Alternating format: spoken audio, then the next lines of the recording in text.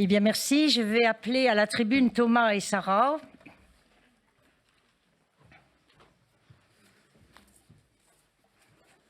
Nous allons faire une conférence à 3 voix, donc la leur et puis la mienne.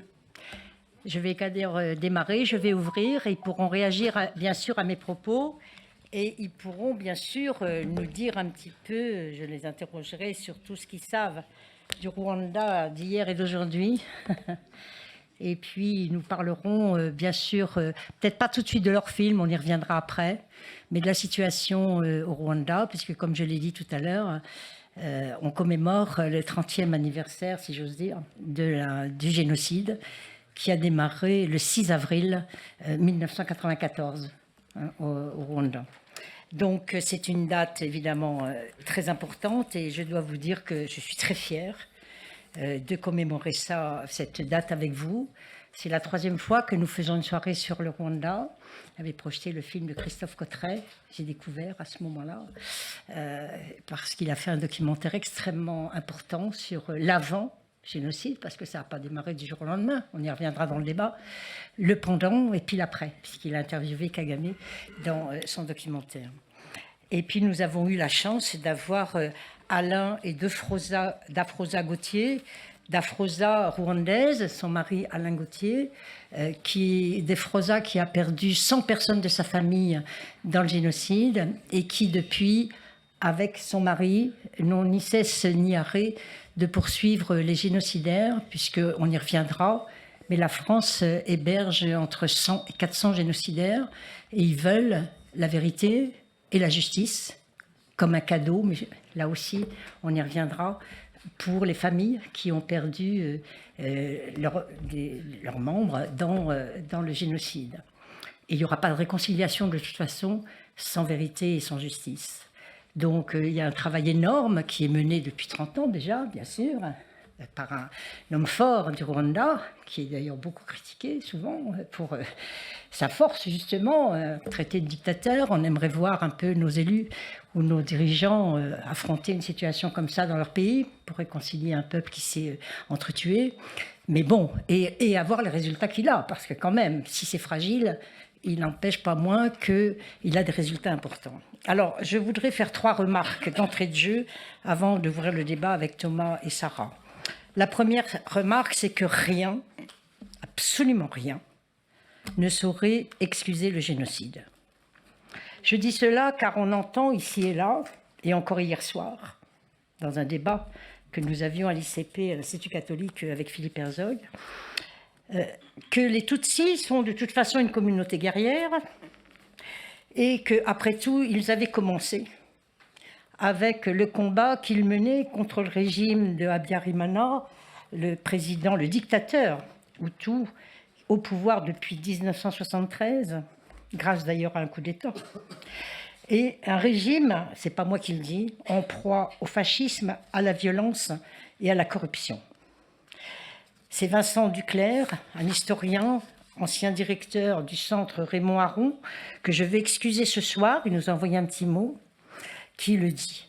Il a d'ailleurs édité 2 ouvrages, Penser les génocides et La France face au génocide des Tutsis, le grand scandale de la Ve République, en 2024, ce dernier livre, suite à la mission d'ailleurs que Macron lui avait confiée, Emmanuel, pardon, de son prénom, lui avait confiée en 2019 pour éclaircir les responsabilités de la France au Rwanda entre 1990 et 1994. Mais bien sûr, on y reviendra, sauf que le résultat de la mission est sans appel. La France est responsable. Mais Macron nous a dit responsable, mais pas coupable. On y reviendra. C'est un combat qui a été mené d'ailleurs de façon très inégale, qui a opposé le mouvement politique et militaire, la FPR, composé des Tutsis en exil, ils étaient 600 000, et des Hutus opposés au régime, et qui s'étaient opposés au régime, mais aussi aux politiques ethniques qui étaient menées dans leur pays. Et le gouvernement rwandais, qui a été doté d'une armée et d'un arsenal militaire totalement disproportionné face aux combattants du mouvement politique et de Kagame, puisque c'était lui qui avait pris la tête de ce mouvement, avec un arsenal militaire dithyrambique, offert d'ailleurs par la France, par François Mitterrand plus exactement, à son ami Habyarimana. C'est important de le souligner parce qu'on veut éclaircir la situation. Elle a été faite par Vincent, évidemment, depuis, mais il y a encore beaucoup aujourd'hui de débats, et il y a même un peu de négationnisme, il faut bien le dire, les mots, il faut appeler un mot par un mot, mais Thomas, tu nous en parleras. Un conflit qui a opposé les forces gouvernementales et à l'opposition de 90 à 94, avec déjà des menaces d'extermination et des violences et des crimes et des massacres contre les Tutsis, assimilés d'ailleurs à les ennemis de l'intérieur, et que la France a laissé faire, malgré les alertes, parce qu'il y en a eu. Il faut reconnaître le courage, finalement, de l'ambassadeur français dès 90, Georges Martra, des généraux, comme le général Varé, d'autres, et aussi la Fédération internationale des droits de l'homme, en 93, qui dénonce l'ampleur des massacres contre les Tutsis, sans nier, bien évidemment, les exactions du FPR, parce qu'il y en a eu dans un conflit. C'est toujours un peu, malheureusement, comme ça. Le processus génocidaire est engagé bien avant 1994, et l'Élysée le sait. Mais s'il vous plaît, les filles, ce serait gentil d'écouter. Merci. Et l'Élysée le sait, mais on maintient le soutien au régime, et même on le renforcera. Après la destruction de l'avion du président, le 6 avril, le soir même, le génocide commence contre les Tutsis et les Hutus démocrates, j'insiste. Le 7, le FPR, conduit par Kagame, déclenche l'offensive depuis l'Ouganda. L'avancée des troupes, puis celle des militaires français de l'opération turquoise, ambivalent, Thomas nous en parlera. Je parlerai pour ceux qui ont lu sa BD, mais j'y reviendrai tout à l'heure, il lui-même le dira. Évidemment, c'est très clair. À partir du 23 juin, ou même du 27 juin, à la fin du génocide, ils sont intervenus, met fin aux tueries qui ont fait plus d'1 million de morts, on dit même 1 200 000 morts en 3 mois. 1 200 000 morts. Un mort, on dit c'est dramatique. 1 million, c'est un chiffre, c'est une statistique. Ça n'impressionne absolument plus personne. C'est pas de moi, hein, c'est de Staline. Mais tu l'as cité aussi dans ta BD, j'ai vu. Ça, c'est la première remarque. La deuxième remarque, c'est que nous sommes ici ce soir pour commémorer le 30e anniversaire du génocide. Et non pas pour un débat sur la relation des Rwandais avec ses voisins, au Burundi ou en RDC. Elles sont conflictuelles. Comment pourrait-il en être autrement? Mais oui, et on n'est pas là non plus pour juger Kagame, l'homme fort du Rwanda, comme je l'ai dit tout à l'heure, qui a su imposer la vérité et la justice pour réconcilier son peuple. Une réconciliation difficile tant les blessures sont profondes et ressurgissent. D'ailleurs, Thomas en témoignera, mais quand elles ressurgissent avec volonté de régler les comptes, la punition est sévère de la part du gouvernement Tutsi. Peine de mort pour les Tutsis qui auraient envie de se venger.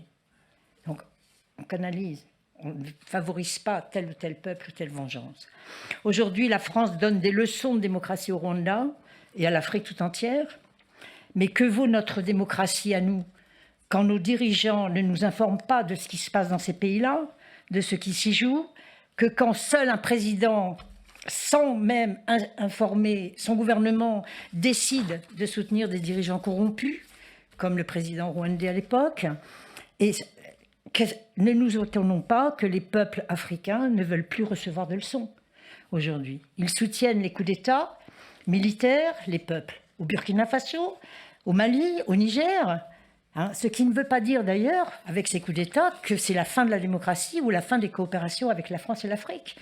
Mais peut-être il faut écouter ce qu'ils ont envie de faire et comment ils vont le faire. Ils ont un challenge devant eux, ils veulent leur souveraineté, leur indépendance et ils veulent du développement et des coopérations. On a fait de ce point de vue-là un article, j'en profite pour saluer ici Bertrand Lépinois et Alix Verdet, qui viennent de coordonner, Bertrand le dossier, Alix la revue, qui viennent de coordonner une revue magnifique que nous avons offert, je ne sais plus où elle est par là, un dossier magnifique dans La Jaune et la Rouge, le journal des polytechniciens. 6 mois de travail, il m'a fait remarquer, Bertrand, hein. Jour et nuit. C'est normal, Bertrand. Hein, voilà. Et donc, dans lequel je signe un article, justement, sur l'Afrique de l'Ouest, qui a été possible grâce au travail qu'avec vous, j'ai mené en Afrique, et avec, encore récemment, le 8 décembre dernier, un débat que nous avions organisé justement sur la réalité des coups d'État, essayer d'y voir clair avec des Africains eux-mêmes, du Burkina Faso et du Mali. Donc, déjà, la troisième remarque concerne évidemment l'attitude d'Emmanuel Macron aujourd'hui. Je l'ai dit tout à l'heure, responsable mais pas coupable.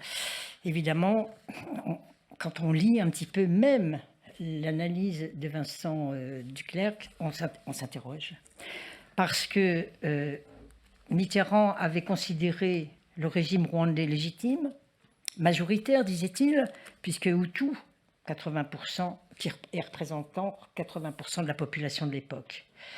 Est-ce que c'est un aveuglement volontaire de Mitterrand? Je n'irai pas jusque-là, mais il n'a aucune excuse. C'était un ami, son président. Il défendait les intérêts de la France. Mais plus profondément, je crois, il avait une conception de la démocratie qui fait problème. On a imposé une constitution là-bas avec ce qu'on appelle le multipartisme, sauf les Tutsis, bien sûr, qui étaient évacués de tout, c'était comme l'apartheid là-bas, garantissant, et avec des élections libres, mais tronquées, bien sûr, mais qu'on valide quand même. Donc, 30 ans après, évidemment, les soutiens au régime ne regrettent rien, il faut le savoir. Je suis de celles qui dénoncent Hubert Védrine, je le dis publiquement, je n'en ai pas peur de Hubert, hein, qui ne regrette rien. Ce sera à refaire, il referait tout pareil.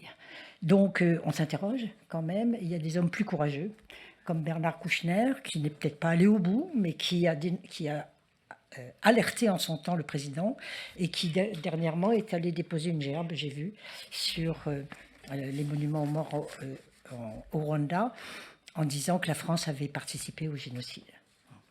Aujourd'hui, Macron reconnaît la responsabilité écrasante de la France, la responsabilité de la France de l'époque, j'entends. Il n'a pas dit un mot pour demander pardon. Il espère par contre que les Rwandais nous pardonneront. Vous voyez la nuance. Donc, contrairement au Canada, ou à la Belgique d'ailleurs, qui ont demandé pardon en 1919 déjà, quand Kagame avait invité tous les États à venir commémorer le 25e anniversaire du génocide. J'étais au Canada, j'ai participé à une soirée avec l'ambassade de Rwanda à Montréal. J'ai eu honte, je suis intervenue, j'ai fait un article, je voulais vous le diffuser, je l'ai oublié à l'imprimerie. Pas de chance. Et je l'avais titré « Rwanda, l'humanisme à l'épreuve ». On pourrait même dire Rwanda, une défaite de la pensée. Mais bon, personne n'a soutenu, personne n'a aidé, et même l'ONU à l'époque n'était pas autorisé à intervenir. Et des pays qui composaient l'ONU, et notamment le Canada à l'époque, la Belgique, le Royaume-Uni et d'autres, ne sont pas intervenus, ont même quitté le Rwanda, puisque de 3800 soldats, personnes en poste, il n'était plus que 270. On leur avait demandé de partir. Kagame avait invité Emmanuel Macron pour le 25e anniversaire. Il n'est pas allé. Il a demandé à un député franco-rwandais de s'y rendre, histoire de bien faire comprendre que c'était une affaire rwandaise, un conflit civil en quelque sorte, entre les deux, qui pouvait peut-être s'entretuer. On n'est pas loin de ce que disait Mitterrand, vous ne m'en voudrez pas de vous citer un petit extrait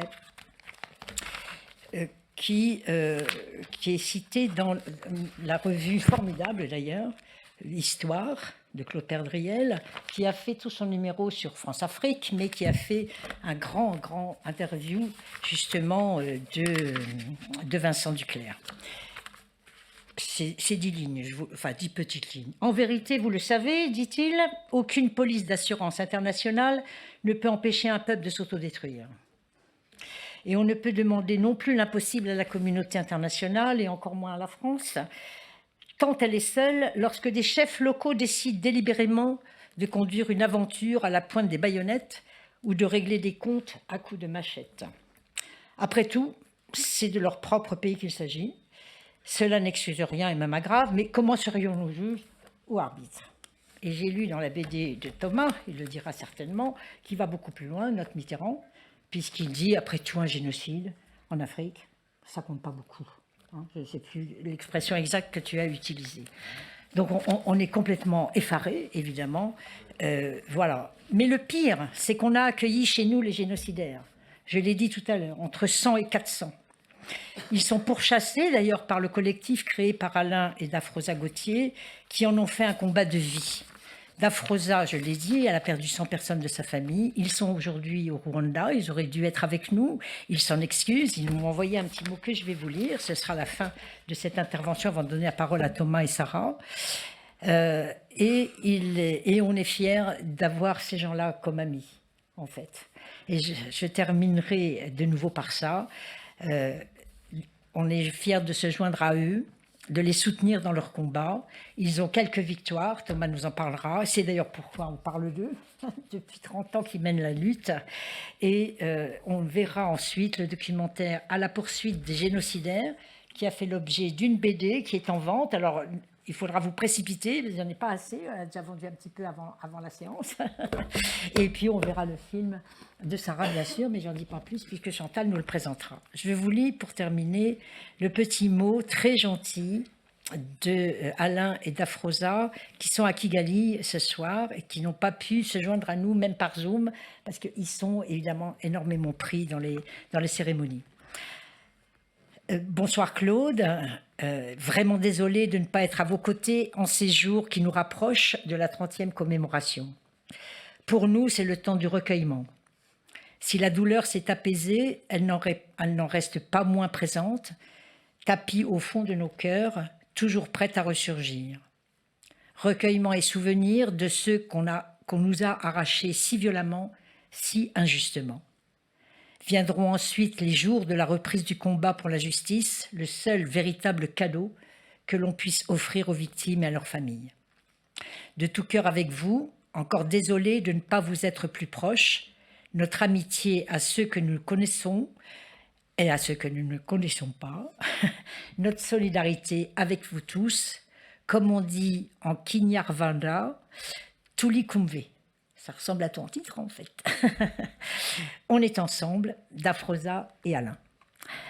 Voilà, donc je vais maintenant passer la parole à Thomas.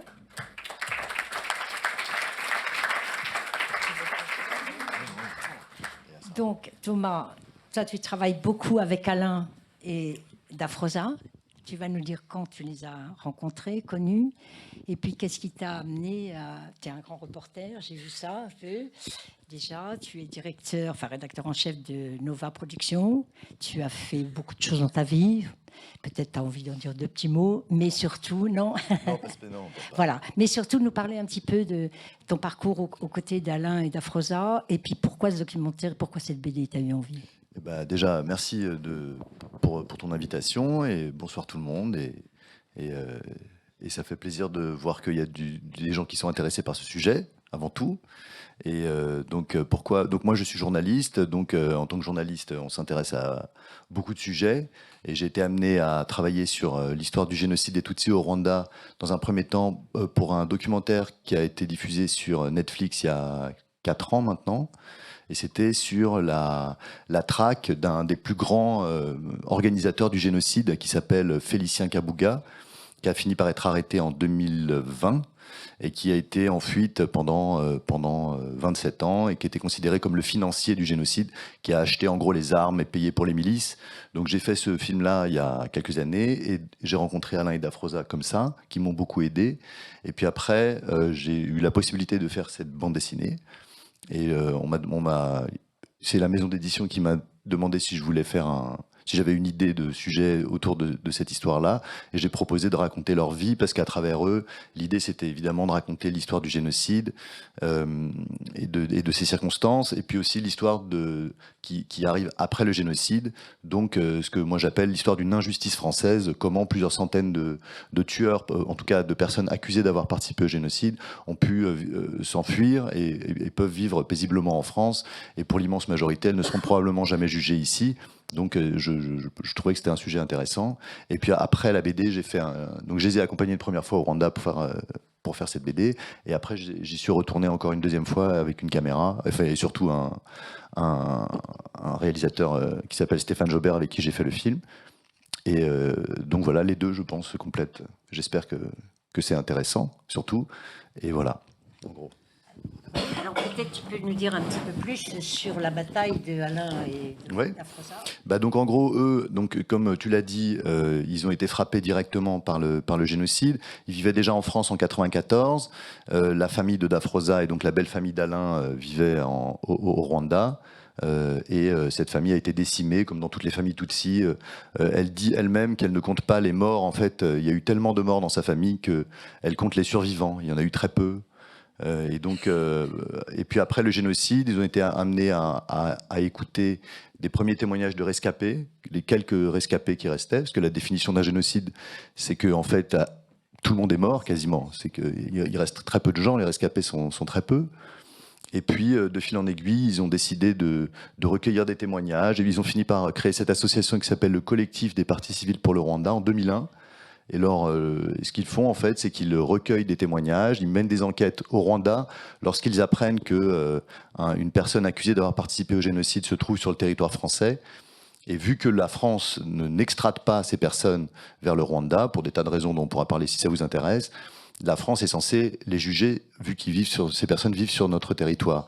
Et donc, il faut recueillir des témoignages, récolter des preuves, ce qui n'est pas facile, et avoir suffisamment d'éléments pour monter des dossiers et déposer des plaintes. Donc c'est ce qu'ils ont fait dans environ 35 cas. Ils ont déposé environ 35 plaintes.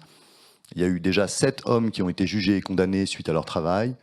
Donc ça va très lentement. Le premier a été jugé en 2014, 20 ans après le génocide.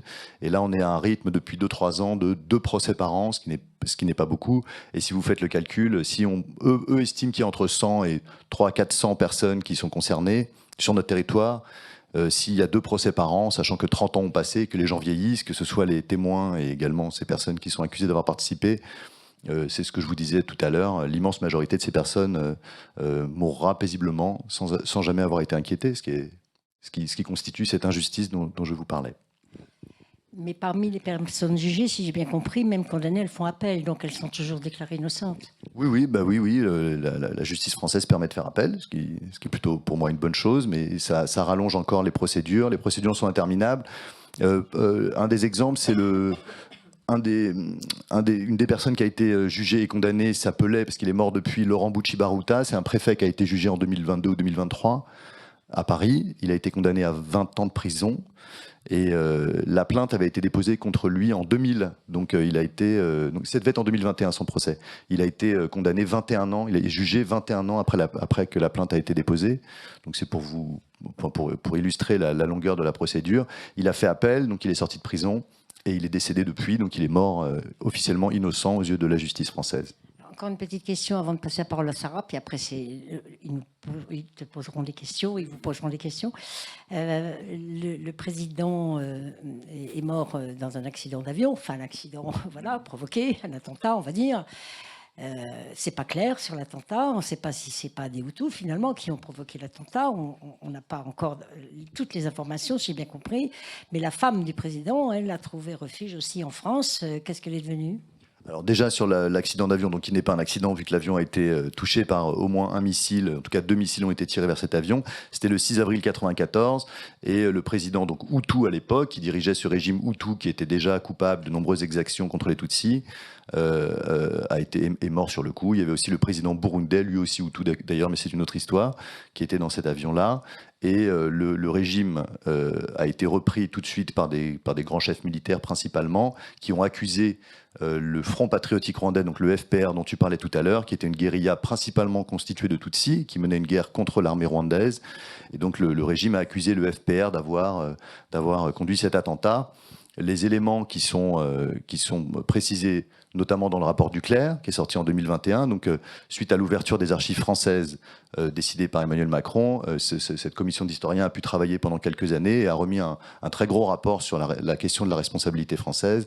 Et les éléments qui sont précisés, qui sont donnés dans ce rapport, nous dit, c'est pas la seule source, mais qu'il est très probable qu'il s'agisse des extrémistes, les extrémistes Hutus qui aient tué leur propre président, qui étaient sur le point de mettre en place des accords de paix qui prévoyaient un partage du pouvoir entre Hutus et Tutsis. Et donc, il est très probable qu'il ait été tué par son propre camp. Après, Agatha Habyarimana, donc c'est la veuve du président, elle a été exfiltrée par la France dans un avion français quelques jours après la mort de son mari. Elle a été accueillie en France, on lui a donné d'ailleurs une belle somme d'argent pour s'installer avec ses enfants, et depuis elle vit en France. Alors elle a fait une demande de naturalisation française, je crois, qui lui a été refusée, ou de droit d'asile, qui lui a été refusée. Droit d'asile, c'est ça ?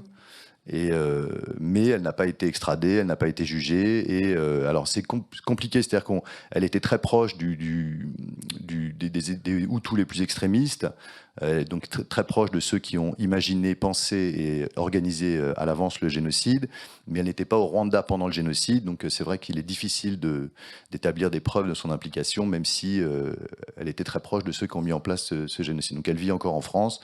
Il y a eu encore un article dans La Croix là, hier, je pense, sur elle. Voilà. Un grand merci Thomas. Sarah, toi tu as vécu au Rwanda quand tu étais petite fille. Tu as été élevée par une nounou rwandaise, si j'ai bien compris. Enfin, non, pas élevée, mais mes parents travaillaient, donc il y avait forcément quelqu'un qui me gardait entre un autres, peu. Voilà, une nounou. Ouais. Voilà.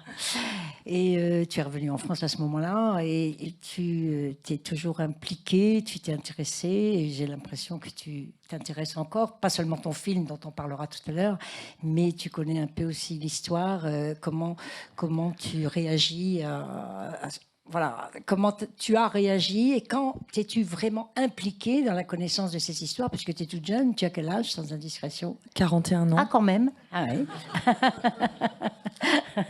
Donc, je te laisse la parole, Sarah. Non, bonsoir tout le monde et merci Claude de nous proposer cette soirée, de nous inviter. Donc, je suis ravie de montrer le film ici. Oui, moi j'ai grandi. Mes parents étaient en effet coopérants civils à la fin des années 70, début des années 80, au Rwanda, à Butare, donc qui est une ville au sud du pays, qui d'ailleurs, pour faire le lien avec l'histoire du génocide, a été disons que le génocide était arrivé assez tardivement à Butare, puisqu'il démarre le 7 avril à Kigali, mais il faudra attendre quelques jours avant que Butare ne cède lui aussi à la fureur du génocide, puisque le bourgmestre de Butare et le préfet ont tenté de freiner, mais ensuite, Butare a aussi été emmené dans l'horreur. Et donc oui, j'ai grandi là-bas, toute gamine, puisque mes parents ont enseigné là-bas en fait, et je suis rentrée en France toute petite, donc c'est vraiment le pays de ma petite enfance. Voilà, et pour répondre à ta question, j'ai commencé en fait en 94, j'avais 11 ans du coup, et je crois que mes parents ont été impactés, touchés de manière indirecte évidemment, mais puisqu'ils avaient encore à la fois des anciens élèves encore là-bas et puis des amis, donc des gens qui ont disparu, et voilà, et donc je crois qu'à 11 ans, moi c'est devenu, depuis l'âge de 11 ans, c'est devenu une sorte d'obsession. Voilà, c'est comme ça. Je crois qu'une fois que le Rwanda rentre dans nos vies, il y a quelque chose qui reste pour beaucoup, que ce soit des journalistes ou des gens qui sont liés intimement. Et donc, à l'âge de 11 ans, j'ai commencé à m'intéresser très tôt, en fait, à l'histoire du génocide, puisque je pense que j'ai lu beaucoup et j'ai mis des années à décider de faire un film. Et donc le film que vous verrez ce soir est en effet c'est un long métrage que j'ai réalisé donc en 2022, mais ça fait 10 ans que je travaille dessus.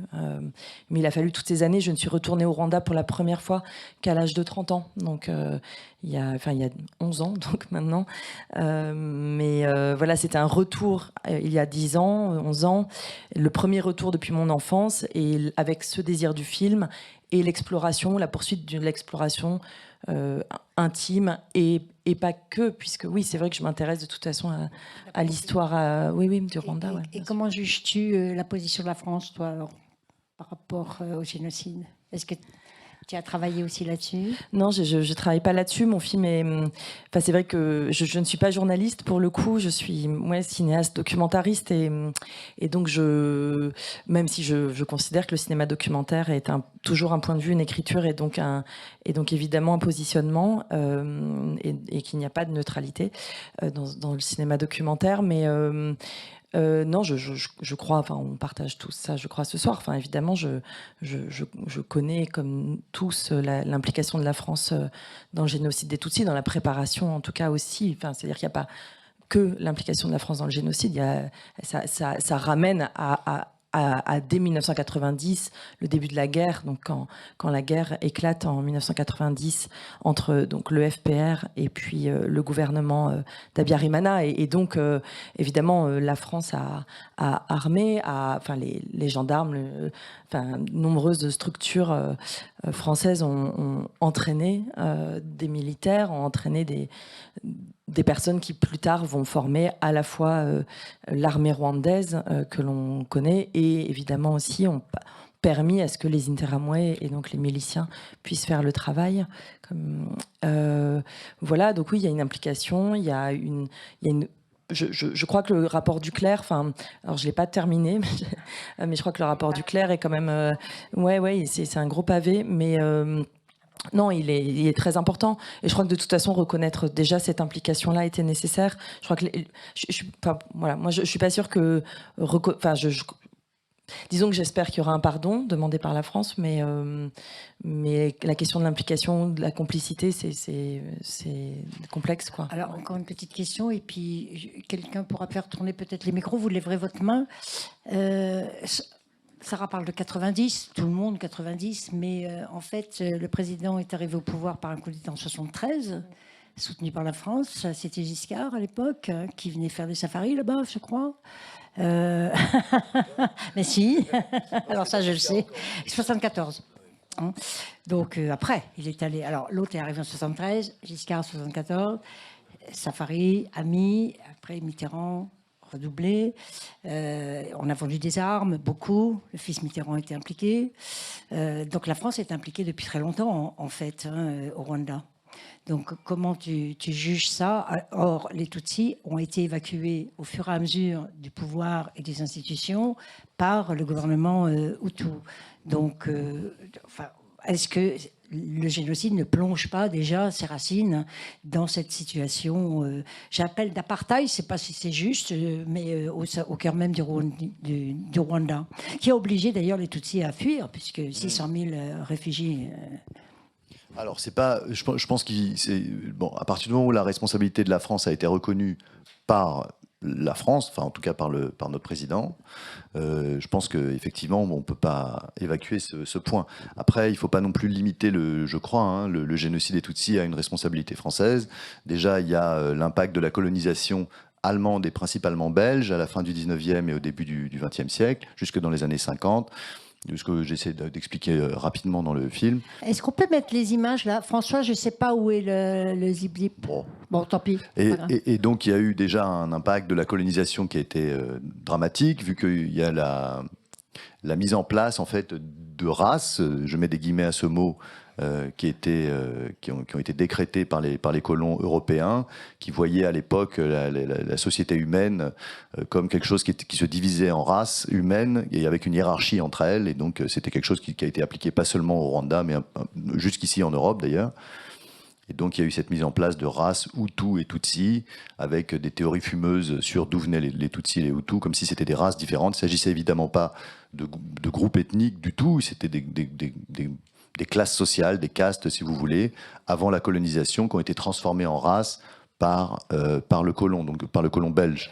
Donc déjà, il y a cette implication très importante de la part de l'Europe, enfin des colonisateurs européens. Et puis ensuite, il y a eu au moment de la décolonisation un renversement d'alliance, c'est-à-dire que les Belges s'étaient appuyés sur les Tutsis, qui étaient un peu les nobles, la classe dominante au Rwanda avant la colonisation. Ils s'étaient appuyés sur les Tutsis pour gouverner. Et puis, lorsque les Tutsis, en tout cas les élites ou Tutsis, ont souhaité obtenir l'indépendance du Rwanda, les Belges ont effectué un renversement d'alliance en soutenant désormais les Hutus, et donc ont poussé les Hutus les plus extrémistes. Donc ça commence en 1959 à prendre le pouvoir, et c'est en 1959 que les premiers massacres ont commencé de Hutus envers les Tutsis, et donc il y a eu des massacres réguliers entre 1959 et 1994. Il y a certains Rwandais qui disent que le génocide a commencé en 1959. En tout cas, les témoignages de la fin des années 50, début des années 60 sont déjà très terrorisants. Il y a eu vraiment des milliers de morts et énormément de Tutsis qui ont fui vers les pays limitrophes. Donc c'est de cette diaspora Tutsi qu'est né plus tard le Front patriotique rwandais, donc le FPR, qui a fait une guerre en 90, qui souhaitait le partage du pouvoir, le retour des exilés Tutsis. Donc après, il y a la France qui a soutenu une dictature comme elle le fait encore aujourd'hui, pour des intérêts qui sont à débattre. Quoi les intérêts au Rwanda? En tout cas, quand on parle de l'intérêt de Mitterrand, c'est surtout Mitterrand qui était très, très impliqué là-bas et qui était très attaché à l'amitié franco-rwandaise. On dit qu'il défendait le précaré francophone voilà, en Afrique, et qu'il avait peur de l'influence anglo-saxonne qui était dans les pays voisins, notamment en Ouganda, et donc il a voulu soutenir ce régime jusqu'au bout. Il y avait peut-être d'autres raisons. Il y a eu aussi l'Église qui a soutenu avec beaucoup de passion ce régime pendant toutes ces années. Et puis donc voilà. Alors après, c'est toujours la question, est-ce que c'est un aveuglement? Est-ce que c'est pas un aveuglement? Est-ce que c'est du cynisme? Est-ce qu'il y a un peu de tout ça? À quel point c'est conscient? Mais dans les faits, effectivement, comme le disait Sarah, la France a soutenu matériellement ce régime-là pendant les années où le génocide a été préparé et où les massacres ont commencé, vu que les massacres ont commencé bien avant 1994. Alors, qui veut... Merci bien. C'est une question rapide, mais c'est la question de l'extradition. Pourquoi la France ne peut-elle pas extrader? Ou ne veut-elle pas? Je ne sais pas comment vous répondrez. Je vais répondre non, parce qu'après je vais oublier. Mais je peux répondre vite, si tu veux. Ouais. Alors, pourquoi la France n'extrade pas? En fait, dans un premier temps, les pays occidentaux ont refusé d'extrader ces personnes recherchées par le Rwanda parce qu'il y avait la peine de mort au Rwanda jusqu'en 2007, et la loi française, notamment, prévoit qu'on ne peut pas extrader quelqu'un dans un pays où il y a la peine de mort ou lorsque les peines sont beaucoup plus sévères que chez nous. Donc ça, c'était la première raison. Et en 2007, le Rwanda a aboli la peine de mort, précisément pour pousser les pays étrangers à extrader ces personnes vers le Rwanda. Et l'immense majorité des pays a accepté d'extrader ces gens. Donc il y a l'Allemagne, les Pays-Bas, les États-Unis, le Canada extradent des personnes recherchées par le Rwanda. Et ces personnes sont jugées au Rwanda. D'un point de vue très pragmatique, c'est beaucoup plus simple de juger quelqu'un au Rwanda, quelqu'un qui parle Kinyarwanda, avec des témoins qui sont sur place, qui peuvent venir plus facilement, les enquêtes se font plus facilement. Bon. La France continue de refuser d'extrader officiellement. Il y a eu beaucoup d'arrêts de la Cour de cassation en ce sens. Alors la raison juridique, la voici. La France prévoit, il y a une règle fondamentale dans le droit français qui s'appelle la non-rétroactivité de la loi. La non-rétroactivité de la loi, ça veut dire on ne peut pas être condamné à cause d'une loi qui a été votée après la commission des faits. C'est-à-dire que si, par exemple, il est interdit d'avoir un jean bleu ciel, si une loi décide qu'il est interdit désormais d'avoir un jean bleu ciel, eh ben, moi, je ne pourrais pas être condamné parce que je portais le jean bleu ciel avant que la loi soit votée. Je ne sais pas si ma comparaison elle est subtile, mais ça marche. Bon. Donc, le Rwanda a voté une loi punissant le génocide après le génocide. Ce qui, à mes yeux, paraît logique, parce que c'est compliqué de voter une loi punissant le génocide avant le génocide. C'est en général des choses qui ne s'anticipent pas. Donc la France, d'un point de vue purement juridique, la Cour de cassation refuse d'extrader ces personnes au nom du principe de la non-rétroactivité de la loi, parce que les génocidaires, en tout cas les personnes accusées d'avoir participé au génocide, seraient jugées à cause d'une loi qui a été votée après la commission du génocide. Or, la France a bien jugé des personnes pour génocide en France. Il y a eu le procès Papon, il y a eu le procès Touvier. Bon. Et c'était au nom des lois internationales qui punissent des lois internationales qui prévoient qui définissent et qui punissent le génocide. Donc ce serait, à mes yeux, ça c'est mon analyse personnelle, absolument possible d'extrader. Donc il y a probablement aussi des raisons politiques. Les relations entre la France et le Rwanda ont été très longtemps glaciales. Elles se réchauffent un peu depuis quelques années. Donc c'est pas impossible, à mon avis, que cette règle change. Mais alors ça, j'en sais rien. Voilà. Bonsoir. Je voudrais d'abord vous remercier pour le travail que vous avez effectué tous les deux. Ensuite, vous avez parlé de l'Église. Je voudrais savoir quel était l'intérêt de l'Église de protéger les Hutus et se mettre contre les Tutsis. Merci. En fait, l'intérêt de l'Église... L'intérêt de l'Église au début de la colonisation, en fait, le Rwanda, c'était un pays qui n'était pas un pays riche, mais qui a été un pays un peu laboratoire pour l'Église, et notamment, c'est moi qui l'arsène, c'est vous, non? C'est moi, ça va mieux. Et donc c'était un pays qui est devenu un laboratoire pour l'Église, en fait, qui a évangélisé le Rwanda comme peu d'autres pays. L'Église s'est appuyée aussi sur une religion qui existait avant la colonisation, qui était déjà une religion monothéiste. Et donc ça a été plus simple de convaincre la population de se convertir. Quand je dis convaincre, je mets des guillemets aussi à convaincre, hein, parce que les conversions dans ces cas-là étaient quand même... avec des méthodes discutables, mais ça, effectivement, on peut en discuter. En tout cas, ça a été plus simple de convertir la population rwandaise au christianisme à partir du moment où il y avait déjà une religion monothéiste, donc l'idée d'un Dieu unique dans la culture rwandaise. Je précise aussi, petite parenthèse, que le régime rwandais pré-colonisation a duré 5 siècles. Il y avait une monarchie qui a duré au moins 5 siècles, avec un système politique qui fonctionnait, et donc c'était une religion qui était donc cette religion monothéiste. Donc l'Église s'est beaucoup impliquée au Rwanda et a tout fait pour préserver son précaré politique. Donc c'est appuyé tout d'abord sur les Tutsis lorsque les Belges se sont appuyés sur les Tutsis, et au moment du renversement d'alliance vers les Hutus, l'Église a effectué également ce renversement d'alliance et est restée très attachée au régime rwandais.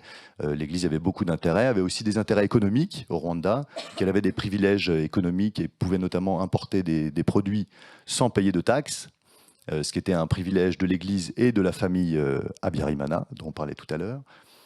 Et donc l'Église a tout fait pour préserver son précaré politique, on peut parler, je pense, de politique dans ce cas-là, et a soutenu le régime d'Habyarimana jusqu'au bout. Et d'ailleurs, les autorités religieuses ont aidé un certain nombre de génocidaires, notamment un certain nombre de prêtres qui ont participé au génocide, à s'enfuir. Ceux qui se sont enfuis jusqu'au Congo après la débâcle. Donc il y a entre 1 et 2 millions de Hutus qui ont fui le Rwanda au moment de la défaite, en fait, du régime face au RPR, qu'est-ce que je raconte, au FPR, c'est pas mal. Eh bien, il y a un certain nombre de prêtres impliqués dans le génocide qui se sont réfugiés au Congo et qui ont été aidés par l'Église pour fuir notamment vers la France, mais aussi vers d'autres pays européens. Excusez-moi, je vais juste préciser quelque chose sur le rapport à la religion, notamment catholique. C'est aussi que au cours du génocide des Tutsis de 1994, donc les églises... Enfin non, je vais plutôt le dire à l'envers. Tous les précédents pogroms des années donc 59, 62, 73, tous ces moments dont Thomas parlait tout à l'heure, où il y a eu des massacres d'ampleur qui donc ont précédé le génocide de 1994, les églises étaient des lieux de refuge et l'on ne massacrait pas dans les églises. Donc la puissance de la religion se raconte aussi là-dedans, c'est-à-dire que voilà, les massacres s'arrêtaient à la porte de l'église, et c'est ce qui a fait qu'en 1994, beaucoup de Tutsis se sont réfugiés dans les églises, pensant que ça allait continuer, enfin voilà, que ça allait être encore comme ça. Et il se trouve que voilà, 1994, ce ne fut pas le cas, et les églises sont donc aussi des tombeaux au Rwanda aujourd'hui, puisqu'on a massacré dans les églises et beaucoup même. Ouais. Bien, merci Claude, merci pour la soirée, merci pour ces propos très lucides et merci pour ce titre, l'humanisme. Et je crois que j'ai 2 questions en fait, une question un peu plus générale sur l'humanisme et une question un peu plus spécifique pour Sarah Barrégol. Je commence par la question un peu plus générale, peut-être fondamentale. C'est une question qui occupe mon esprit depuis quelque temps maintenant. Cette question, en fait, je vais utiliser une analogie par la suite, hein, avec dans un voisinage avec une maison où on voit des choses se passer dans cette maison. Qu'est-ce que l'on fait? Est-ce qu'on laisse les choses se faire ou est-ce qu'à un moment donné, on le dénonce? Oui, on le dénonce parce qu'il y a des autorités qui se mettent en place, il y a des autorités auprès de qui on peut faire ces effets de dénonciation. Mais du coup, dans un monde un peu plus ouvert, est-ce qu'il y a un endroit, est-ce qu'il y a un espace où on peut, à un moment donné, faire ce type de dénonciation? Je pose cette question parce que je vais utiliser votre propos, la non-rétroactivité de la loi. Et en fait, les déclarations et autres mea culpa ou autres demandes de pardon n'ont aucun effet rétroactif sur l'histoire. Par contre, on peut en tirer des enseignements pour le futur, notamment quand on regarde ce qui se passe dans le monde aujourd'hui. Le fait de regarder toujours en arrière, est-ce qu'à un moment donné, on en tire des enseignements pour le futur, pour le présent et pour le futur? Donc ça, c'est la première question un peu plus générale où je ne sais pas quel instrument est-ce qu'on pourrait trouver. La deuxième question plus spécifique, et c'est ce que j'entends en fait un peu partout aujourd'hui, avec la résilience du peuple rwandais. Est-ce que vous, Sarah Malégol, après plusieurs années sans le Rwanda, et que vous êtes retourné il y a une dizaine d'années, est-ce que vous avez perçu ces résilience? Beaucoup de gens citent le Rwanda en modèle. Est-ce que c'est une fiction ou est-ce que ça correspond à la réalité? Merci. Je réponds à la deuxième question d'abord, mais oui, enfin, je crois que... Alors moi, j'aime pas trop le terme résilience, j'avoue, mais en tout cas, et je crois pas qu'on puisse l'employer au Rwanda aujourd'hui. Enfin, je crois que ce terme me semble complexe, mais en tout cas, oui, ce que moi j'observe depuis 10 ans en y allant, et puis je crois que... Alors, je ne suis ni chercheur, ni historien, donc, ou historienne, donc c'est vrai que j'aurais du mal à aller très au fond de cette question. Enfin, je me sens pas légitime pour vous répondre totalement. En revanche, ce que moi je saisis ou comprends, c'est que oui, le Rwanda est un modèle. Enfin, ça, je crois qu'on peut le dire. Enfin, c'est un modèle de comment on fait au lendemain d'un génocide pour se reconstruire. Il est certain qu'il y a eu une reconstruction et il y en a encore une. Enfin, je veux dire, on a reconstruit évidemment des infrastructures d'abord, ce qui était nécessaire. On reconstruit depuis 30 ans énormément de choses.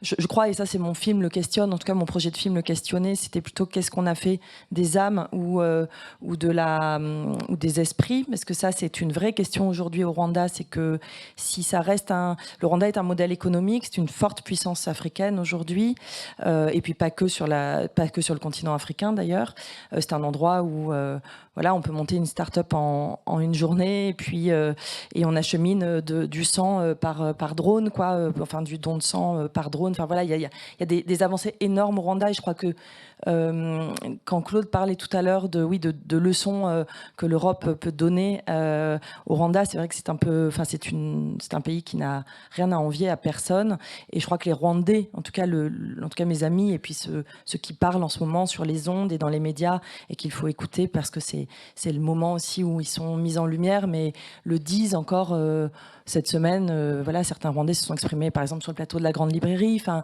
et je crois que beaucoup le disent. Enfin, c'est-à-dire, oui, on n'a pas, enfin, personne n'a fait attention à nous à cette époque-là, et donc nous, on continue et on avance. Et oui, c'est une réalité, à la fois économique, sociale. La place de la femme est extrêmement importante. Enfin, l'égalité homme-femme est représentée aussi politiquement au Rwanda. Il y a quand même un certain nombre de ministres femmes et de l'Assemblée nationale est clairement...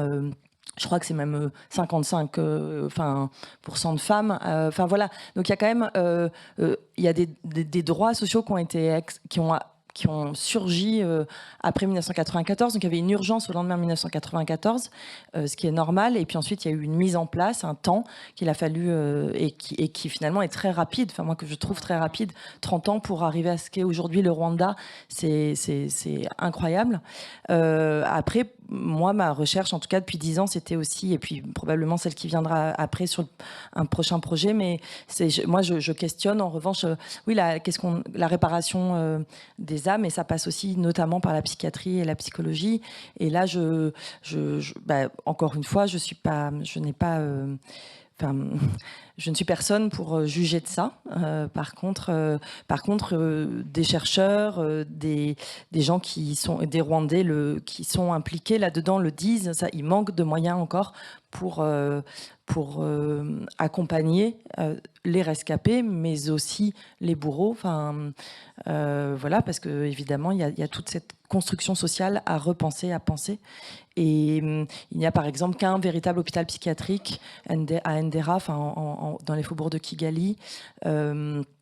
Voilà, et un grand psychiatre qui est malheureusement décédé il y a donc maintenant 2 ans, je crois, qui était un psychiatre qui est rentré au Rwanda en 1994 et qui a formé les quelques psychologues, psychothérapeutes existants aujourd'hui au Rwanda, et a été d'une aide, voilà, ça a été un mouvement incroyable ce qu'il a proposé, mais voilà, ça c'est quand vous parlez de résilience, on parle forcément de psychiatrie et de psychologie, et donc on peut forcément s'interroger sur cette mise en place, mais encore une fois, je ne juge pas, puisque je crois qu'il faut parfois reconstruire d'abord des choses nécessaires et essentielles pour une vie en communauté, une vie collective, une vie en société, avant peut-être de se tourner vers les esprits et les âmes, quoi. Enfin, c'est mon point de vue. Alors, je voudrais rebondir sur la question du tiefling. Il y a 2 questions. La jeune fille, il y a Eric, et puis j'ai une question, moi, pour les jeunes. L'humanisme, enfin, comment dire, soigner les âmes. Il a dit tout à l'heure, la justice, c'est un cadeau qu'on peut faire aux victimes, peut-être aux bourreaux aussi, entre parenthèses. C'est-à-dire que d'être accusé, c'est pas toujours pour emprisonner, c'est pour réparer. Enfin, voilà. Donc, est-ce que les tribunaux Gacaca, il y en a eu quand même 1200, je crois, dans les villages, dans les villes de Rwanda, ils ont interrogé 1 200 000 personnes, je pense. Hein, j'ai le chiffre, c'est dans ta BD d'ailleurs. Elle est riche cette BD, hein, je vous la recommande vraiment. Hein. Donc, est-ce que ça, c'est pas aussi une façon, bien sûr, c'est pas un accompagnement psychologique, mais derrière la justice, peut-être il y a aussi des choses comme ça, parce qu'on amène les gens à s'exprimer, ils doivent rendre des comptes, et après ils sont jugés, ils doivent être déradicalisés, si j'ose dire, enfin, ils doivent être punis, assumer une peine, peut-être se soigner. Hein. Alors, s'il n'y a pas d'hôpitaux, évidemment, ni de centres de soins, c'est compliqué. Mais est-ce que ça ne participe pas, justement, de ce qu'on appelait l'humanisme? L'humanisme, c'est aussi considérer la personne. Et quand elle agit bien, évidemment, ça, c'est universel. C'est pas, on la récompense. Quand elle agit mal, on la punit. Et la punition fait partie du soin, je crois. Hein. Je ne sais pas ce que tu en penses. Et que pensez-vous des tribunaux Gacaca? Mais avant de répondre à ma question, je vais donner la parole à la jeune fille et puis à Eric, et puis je pose une question aux jeunes. Réfléchissez pendant ce temps-là. Vous connaissiez le Rwanda? Vous saviez ce qui s'était passé? Oui, non. Pourquoi? Qu'est-ce qu'on apprend à l'école finalement? Du coup, j'ai le temps de passer à une question avant qu'on dise que je dois passer une question. J'ai une question, c'est que du coup, il y a différents facteurs aujourd'hui. Par exemple, le fait que le peuple est entre guillemets réprimé parce qu'ils ne peuvent pas s'exprimer comme ils le veulent. Et aussi la situation économique. Je ne pense pas que vous l'aviez abordé aussi, la situation économique d'aujourd'hui du Rwanda. Est-ce que vous pensez que c'est des facteurs qui font que peut-être il y ait d'autres conflits au Rwanda plus tard qui peuvent survenir? En gros, est-ce que la paix qu'il y a aujourd'hui, vous pensez que c'est sur le long terme ou est-ce que c'est sur le moyen terme ou plutôt du court terme? Je vais répondre très rapidement, je laisse la parole à Thomas, mais... Je réponds rapidement parce que, non, simplement, oui, je crois que la paix est durable, je l'espère, je souhaite ça au Rwanda. En revanche, c'est vrai que il y a encore, il y a des Hutus donc génocidaires qui ont fui, notamment en RDC, et aujourd'hui, il y a un certain nombre de génocidaires qui sont en RDC, qui est donc frontalier avec le Rwanda. Seul un lac sépare les 2 pays. Et donc, dans la région des Grands Lacs, en tout cas, ça pourrait ressurgir. Les questions déjà la question révisionniste dont parlait Claude au départ, qui est donc de dire cette thèse qui dit qu'il y aurait eu 2 génocides et non pas 1. Donc, c'est une thèse révisionniste, évidemment. Elle est très nourrie en RDC par par des groupes qui sont liés aux génocidaires. Voilà, donc c'est peut-être à cet endroit-là qu'on pourrait s'interroger sur un futur incertain. Mais sinon, non, la paix, c'est un pays très apaisé, justement. Alors apaisé dans ce qu'on dit, c'est-à-dire dans des questions de justice, en fait, mais peut-être pour aller plus au fond et dans les racines de tout ça, c'est pas simple de vivre quand on est victime, de vivre à côté et avec les bourreaux. Le Rwanda, c'est un pays, on l'appelle le pays des 1000 collines, mais c'est vrai que c'est un pays fait de collines. On parle de collines comme d'une entité en fait de vivre, de vécu. c'est pas seulement le village, quoi, c'est souvent une colline. Et donc, en fait, c'est vrai que sur les collines, c'est comme ça qu'on dit souvent, mais on vit entre rescapés et bourreaux. J'aime pas trop employer les termes Hutu et Tutsi, donc, puis d'ailleurs, ils s'emploient plus aujourd'hui au Rwanda. Mais du coup, ça, c'est compliqué. Ça, c'est forcément compliqué. Qui peut vivre à côté avec son voisin qui a tué toute sa famille, et voilà. Donc ça pose de vraies questions, des questions philosophiques, des questions sociétales, des questions sociales, des questions de justice. Voilà. Il y a la jeunesse du Rwanda, c'est donc l'élan vital de ce pays. Comment leur est présentée l'histoire dans ce système éducatif? Est-ce que ça doit être une question complexe? Alors déjà, le Rwanda, c'est un pays très jeune, donc ça répond aussi à la question précédente. On estime qu'il y a entre 60 et 70% de la population rwandaise actuelle qui est née après le génocide. Donc déjà, donc ça veut dire que les gens qui ont vécu le génocide, dans un camp ou l'autre, sachant que, j'insiste sur le fait que les rescapés sont très peu nombreux, on parle de très très peu de gens, et des gens qui sont souvent très abîmés, très marqués, très traumatisés, ce qui rejoint ce que disait Sarah avant aussi. Donc en fait, les rescapés, ceux qui ont vécu le génocide, c'est une toute petite minorité du pays, et le pays avance... j'allais dire malgré eux, pas malgré eux, parce qu'ils sont respectés, on célèbre leur mémoire, mais l'immense majorité des Rwandais aujourd'hui ne sont plus directement concernés par l'histoire du génocide. Et l'éducation, pour répondre à votre question, déjà, comme l'a dit Sarah, les ethnies ont disparu des papiers d'identité et du discours officiel. Quand vous allez au Rwanda aujourd'hui, les gens ne vont pas vous dire qu'ils sont Tutsi ou Hutu, mais qu'ils sont Rwandais. Les élèves vont dans les mémoriaux, participent aux commémorations qui vont commencer cette semaine, qui ont déjà commencé au Rwanda, mais qui vont durer pendant quelques semaines, sont éduqués dans une logique de pardon, de paix. On leur explique que tous les méfaits du génocide, et puis il y a aussi un discours tourné vers l'avenir, le nouvel homme rwandais, la paix, la réconciliation. Voilà, tous ces discours sont tenus auprès des jeunes. Après, entre ce qui est dit officiellement et ce qui se dit dans les familles, il y a toujours une différence. Dans les familles de rescapés, les discours ne sont pas les mêmes que dans les discours politiques. Évidemment que les rescapés souffrent beaucoup, on leur demande d'accepter cette situation. Il n'y a pas le choix. Il n'y a pas le choix. On peut pas, dans un pays qui a à ce point souffert, qui a à ce point été marqué par un génocide, on ne peut pas faire autrement qu'imposer une réconciliation. Et cette réconciiliation, évidemment qu'elle l'aurait imposée. Juste un chiffre, moi, qui m'a marqué... une histoire de démographie en fait. Avant le génocide, il y avait 7 millions d'habitants au Rwanda. C'est un tout petit pays. Il y avait 7 millions d'habitants au Rwanda. Les Gacaca, donc les tribunaux populaires, ont jugé 2 millions de personnes. Et sur ces 2 millions, 1 700 000 ont été condamnés. Donc sur 7 millions d'habitants, il y a eu 1 700 000 Rwandais qui ont été condamnés pour leur participation au génocide. Il y a eu, pour l'instant, d'après les décomptes, 1 200 000 morts côté Tutsi. Donc ça veut dire que si j'additionne les tueurs officiels et les morts, on arrive à peu près 3 millions sur 7 millions. Il y a quelques rescapés, les chiffres sont difficiles à obtenir, on estime peut-être 100, 200 000 peut-être. Et puis, à l'époque du génocide, c'était déjà un pays très jeune, donc si j'enlève les bébés, les personnes très âgées au moment du génocide, ça veut dire qu'il y a une immense part de la population qui a été frappée directement par le génocide, soit du côté des victimes, soit du côté des bourreaux. Donc l'idée d'une réconciliation, et là je rejoins Sarah, d'une réconciliation en 30 ans et d'un pays qui tient debout et qui fonctionne, c'est miraculeux. Enfin, c'est anormal que ça ait été aussi rapide et que ça fonctionne tant bien que mal, malgré la souffrance des rescapés et des familles de victimes. C'est mon avis. Je m'appelle Léa. Du coup, pour répondre à votre question, non, moi en tant qu'étudiante, c'est pas quelque chose dont on m'avait déjà parlé avant, scolairement parlant.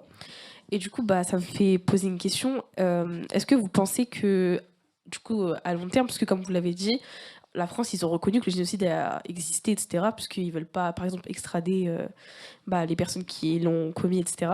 Est-ce que vous pensez qu'à long terme, le génocide du Rwanda il pourrait être enseigné comme certains génocides qu'on nous apprend à l'école ? Alors, c'est déjà le cas, ça y est, c'est dans les programmes français. Donc, l'éducation nationale a ajouté le génocide des Tutsis au Rwanda. suite au rapport Duclerc, dont on parle un peu depuis le début, mais qui est un rapport fondamental. Et donc, Vincent Duclerc et Emmanuel Macron, en réalité, sont intervenus auprès de l'Éducation nationale pour qu'il soit mis au programme des terminales. Voilà, et donc c'est le cas. J'étais mardi à une journée d'études et dont certains enseignants sont venus parler de l'intégration du génocide des Tutsis dans le programme des terminales. Et bon, c'était passionnant et c'est le cas. Et puis et après, ça n'était en effet pas le cas. Je pense que vous n'êtes pas la seule à n'en avoir jamais entendu parler, malheureusement. Mais voilà, ça vient de changer. Alors après, c'est toujours pareil. C'est ce que disait une des enseignantes mardi qui parlait de comment on l'intègre et qu'est-ce qu'on en fait. Ce sera encore, c'est balbutiant et puis il va y avoir des manques et des manquements et tout ça, mais en tout cas c'est enfin là. Ouais. Pardon, excuse-moi. Sarah, sans parler de l'interprétation de l'histoire, parce que là, moi, ça a commencé depuis 1994. En fait, il y a une interprétation du génocide ou pas génocide, il y a une interprétation sur les responsabilités des Hutus ou des Tutsis, etc. Il y a une interprétation sur la dictature qui s'est mise en place avec Kagame aujourd'hui et qu'on condamne. Et aujourd'hui, on mélange tout, on nous dit oui, mais il faut aller voir, il soutient les mercenaires qui sont au Burundi ou au Congo, bon, etc. Moi, j'ai reçu énormément de mails depuis qu'on sait que j'ai organisé cette soirée pour me dire, oui, peut-être il y a les Rwandais, mais nous, au Congo, c'est 6 millions de morts. Bon, j'en ai parlé à Alain qui me dit même le chiffre de 12 qui court aussi. Hein. On peut dire tout et n'importe quoi. Donc, pour faire la clarté, là, il faut peut-être aider aussi les enseignants pour... il n'y a pas seulement les programmes scolaires. D'abord, ils sont écrits, les livres. Il y a 32 programmes différents. Hein. Dans les livres d'histoire, on fait de moins en moins d'histoire en plus. Et en plus, les livres sont très différents selon les bouquins. Hein. On a vu pour la guerre d'Algérie, on a vu pour la Shoah, on a vu pour la guerre 40-45, etc. Donc l'Afrique, c'est pas encore clarifié notre rapport à l'Afrique. Hein. On en est loin. Il suffit de voir ce qui se passe pour l'Afrique de l'Ouest aujourd'hui. Hein. On valorise le Sénégal, mais on parle surtout pas du Mali, du Niger, du Burkina Faso. Hein. Donc je dis attention, c'est extrêmement difficile effectivement. Et je pense que les associations, je sais pas si tu es membre d'une association, en tout cas les journalistes, et puis les associations comme celle de Alain et de Froza, je sais pas s'ils vont dans les écoles, mais elles ont un rôle énorme à jouer. Nous, à notre niveau, on peut faire des petites choses, mais c'est pas là que ça va se passer. Alors, entre parenthèses, il y a la Fondation aussi pour la mémoire de la Shoah qui font énormément de choses. J'invite d'ailleurs tous les uns et les autres à aller sur leur site. C'est formidable ce qu'ils font en ce moment pour le Rwanda. Il y a beaucoup de choses à Paris et à Gagny d'ailleurs. Et ils organisent un voyage au Rwanda, je m'interroge, du 6 au 13 juin, pour aller faire un petit peu le tour et commémorer le génocide. Eric. Oui, une question annexe. Comment l'Église va se situer au Rwanda ? La nouvelle Église, enfin, s'il y en a une. Et qu'est-ce que pensent ceux qui sont restés fidèles à une foi de ce qui s'est passé ? Voilà, enfin, c'est une question un peu annexe. Hein, mais... Non, c'est pas du tout annexe. Hein. Donc le Rwanda reste un pays très, très religieux. Il y a une proportion. D'où ma question. Oui, mais d'où ma réponse. Et il y a une grande majorité de chrétiens. Il y a aussi une partie de la population qui est musulmane. Il y a de plus en plus de protestants évangéliques maintenant, et l'Église catholique a perdu un petit peu de son monopole, je dirais, d'avant le génocide. Donc les gens restent très croyants. Alors c'est un peu particulier, moi je trouve que, comme disait Sarah tout à l'heure, la plupart des églises ont été des lieux d'extermination, souvent organisés par les autorités, qui poussaient les Tutsis soit les Tutsis allaient se réfugier là par eux-mêmes, soit les gendarmes leur suggéraient d'aller se réfugier là-bas avant d'organiser leur extermination méthodique. Et ces églises... pour la plupart, d'ailleurs toutes, ont repris leur fonctionnement normal. On célèbre la messe. Alors de temps en temps, il y a quelques photos derrière, mais donc finalement, bon, c'est assez particulier, moi je trouve comme état de fait. Bon, après, il y a eu tellement de massacres partout j'imagine qu'on peut pas faire des mausolées partout. C'est compliqué cette situation, mais bon, l'Église est toujours très impliquée, le pays est toujours très très religieux. Et il faut aussi comprendre que c'est un pays où énormément d'écoles sont des écoles religieuses, et qu'il est plus simple d'entrer dans une école, dans une bonne école, quand on est catholique, quand on est baptisé. Il y a aussi certaines écoles qui préfèrent accueillir dans leur sein des personnes baptisées. Juste pour expliquer aussi le rapport à la religion, il y a une foi, je pense, sincère, mais il y a aussi un rapport à l'institution religieuse qui est parfois aussi lié aussi à la manière dont le pays est organisé. Enfin, c'est comme ça que je vois les choses. Je ne sais pas si tu es d'accord avec moi. complètement d'accord. Mais c'est vrai qu'il y a, enfin en tout cas, c'est une infime partie évidemment de la population, mais il y a aussi beaucoup de gens qui après le génocide ont parfois perdu la foi parce qu'on a beaucoup cru que Dieu sauverait et ça ne fut pas le cas. Et certains aussi ont. Enfin, alors ça, j'ai entendu aussi beaucoup parler de ce retour, enfin en tout cas de cette Imana qui est le dieu.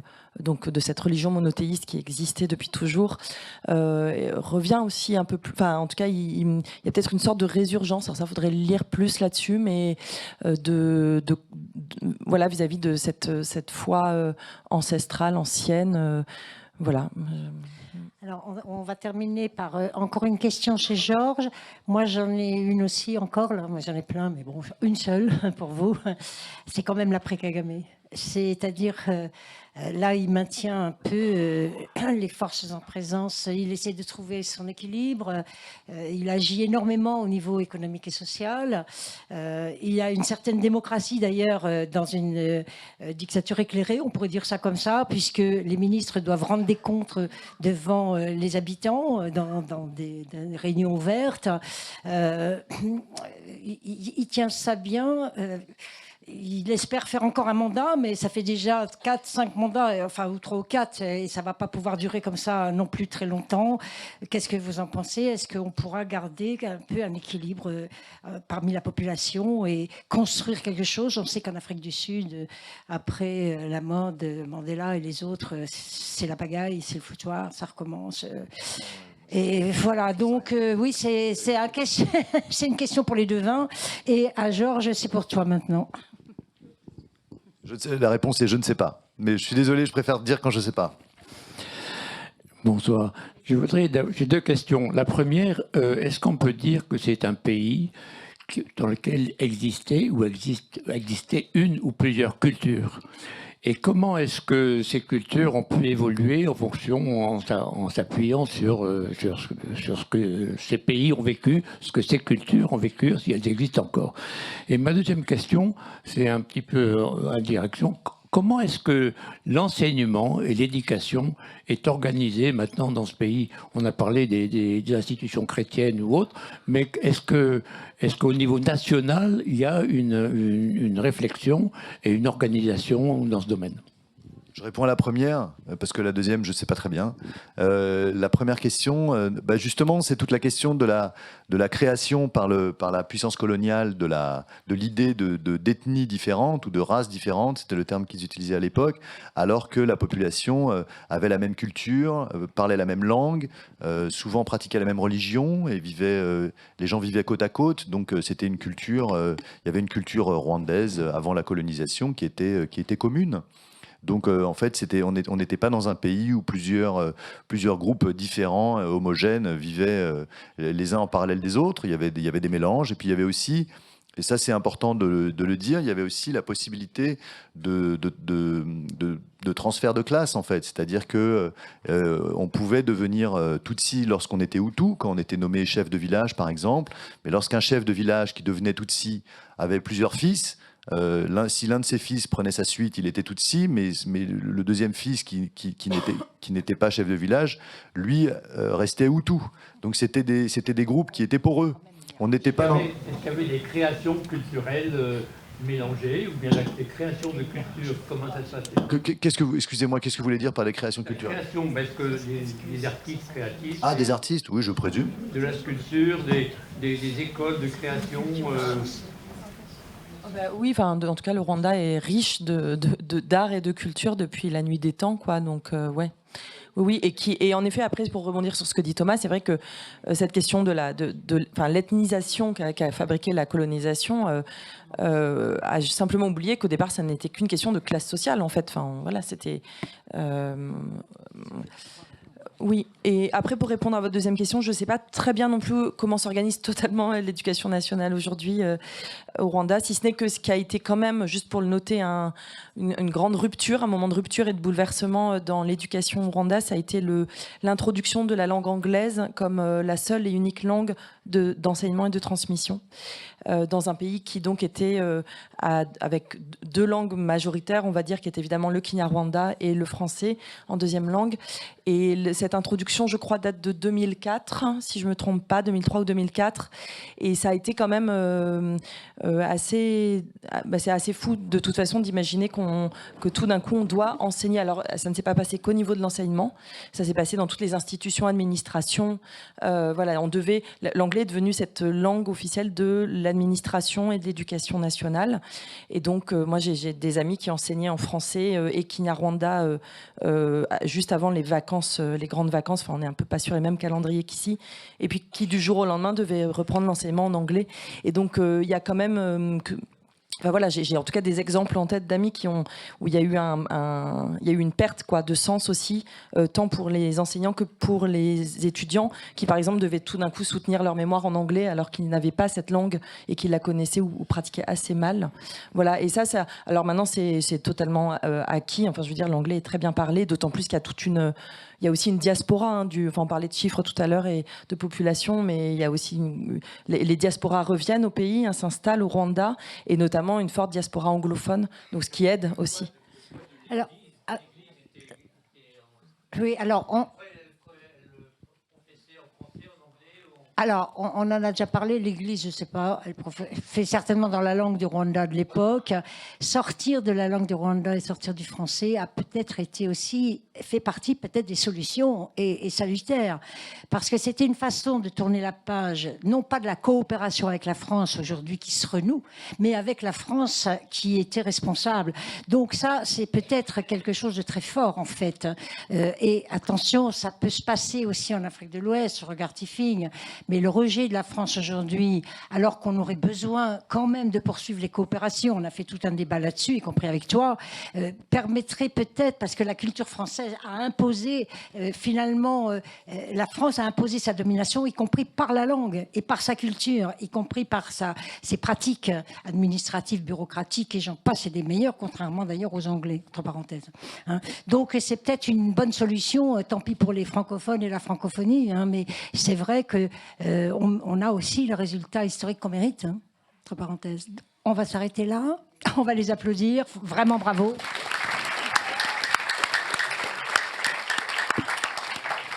Et je vous propose on va lancer le film, et après le film, alors on n'aura pas de questions-réponses sur le film, sauf si vraiment vous en avez envie, parce qu'après le film, on va manger un petit morceau, des beignets africains confectionnés par nos amis maliens, des beignets africains confectionnés par nos amis maliens, qui est Djigui et Diakité, qui sont à l'accueil, mais qui auraient mérité, je ne sais pas s'ils sont là, s'ils ont pu voir le débat, on peut leur demander de venir voir le film quand même. Et puis, Thomas dédicacera sa BD, enfin celle qui reste, parce qu'il n'y en aura pas beaucoup, il n'y en aura pas pour tout le monde. Et ensuite, nous reviendrons en salle pour voir le film de Sarah, Kumva, ce qui vient du silence. Voilà, bonne projection.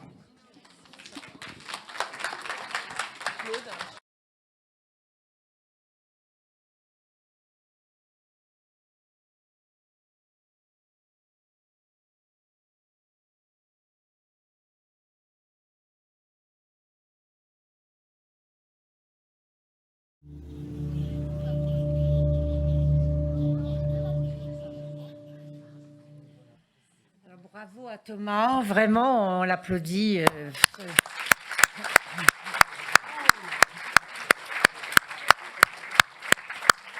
Bravo à Alain et Dafrosa. S'ils s'interrogent, évidemment, ils ont tort parce que leur travail est excessivement, évidemment, important. Sans eux, d'ailleurs, on ne parlerait peut-être plus du génocide, parce que je crois que la victoire qu'ils ont obtenue dans les cours d'assises françaises a permis de remettre le sujet de montrer ce documentaire à la télévision. On en a reparlé, et à chaque fois c'est un combat qui continue et qui permet de mieux comprendre ce qui s'est passé.